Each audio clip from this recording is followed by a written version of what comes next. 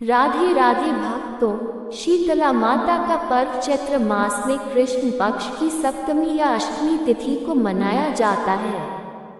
शीतला माता अपने भक्तों के तन मन को शीतल कर देती है तथा समस्त प्रकार के तापों का नाश करती है। हिंदू धर्म के अनुसार शीतला सप्तमी अष्टमी को महिलाएं अपने परिवार की सुख शांति और सेहत के लिए रंग पंचमी से अष्टमी तक माता शीतला को बासोड़ा बनाकर पूजती है। माता शीतला को बासोड़ा में कड़ी चावल, चने की दाल, हलवा, बिना नमक की पूरी आदि चढ़ावे के एक दिन पूर्व रात्रि में बना लिया जाता है तथा अगले दिन यह बासी प्रसाद माता शीतला को चढ़ाया जाता है। पूजा करने के पश्चात महिलाएं बासोड़ा का प्रसाद अपने परिवारों में बांटकर सभी के साथ मिलजुल कर बासी भोजन ग्रहण करके माता शीतला का आशीर्वाद प्राप्त करते हैं। शीतला माता पर्व दूसरे नामों से जैसे बसोड़ा या बसियोरा से भी जाना जाता है। पौराणिक तथा वैज्ञानिक मान्यता के अनुसार शीतलाष्टमी और माँ शीतला की महत्ता का उल्लेख हिंदू ग्रंथ स्कंद पुराण में बताया गया है।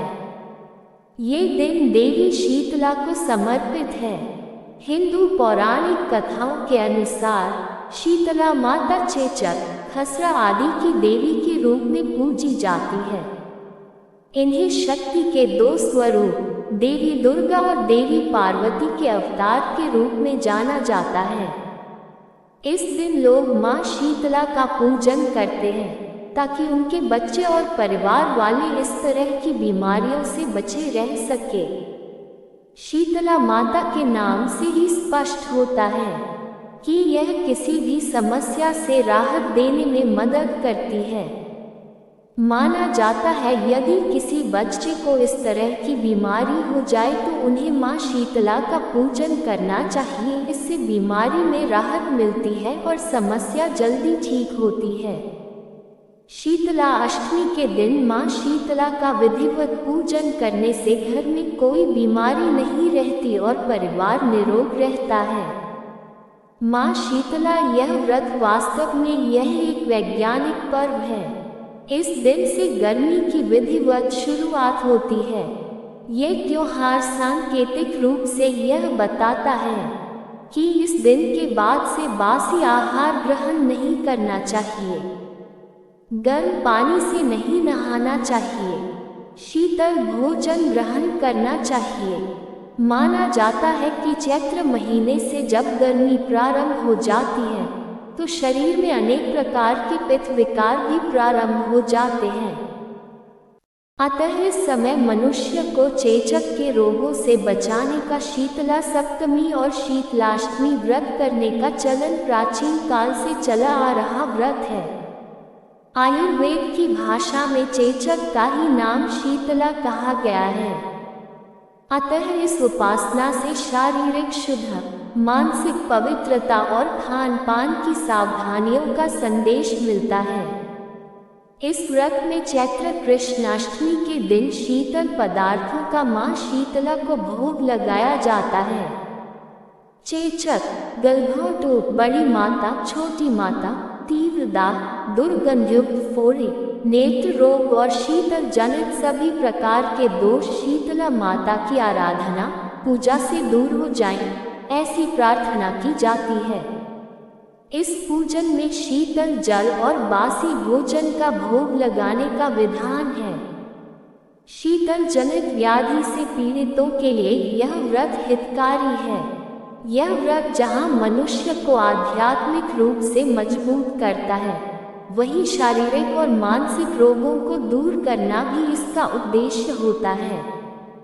स्वास्थ्य की दृष्टि से ये दिन कई प्रकार के संदेश देता है। इस संबंध में पौराणिक कथा के अनुसार एक बार की बात है, प्रतापनगर में गांववासी शीतला माता की पूजा अर्चना कर रहे थे और पूजा के दौरान गांव वालों ने गरिष्ठ का प्रसाद माता शीतला को प्रसाद रूप में चढ़ाया। गरिष्ठ प्रसाद से माता शीतला का मुंह जल गया। इससे माता शीतला नाराज हो गई माता शीतला क्रोधित हो गई और अपने कोप से संपूर्ण गांव में आग लगा दी, जिससे पूरा गांव जलकर राख हो गया, परंतु एक बुढ़िया का घर बचा हुआ था।